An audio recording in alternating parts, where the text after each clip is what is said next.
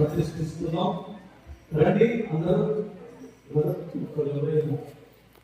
మూడవ కీర్తన చదవండి.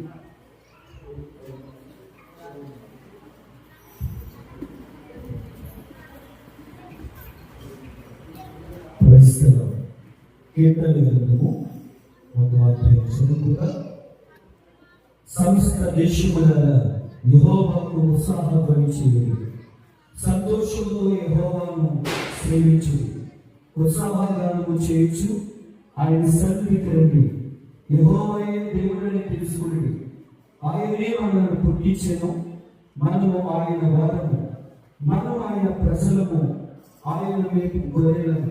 కృతజ్ఞత అర్పణలు చెల్లించు, ఆయన గుమ్మములలో ప్రవేశించుడి, కీర్తనలు పాడుచు ఆయన ఆవరణములలో ప్రవేశించుడి, ఆయనను స్తుతించుడి, ఆయన నామమును ఘనపరచుడి.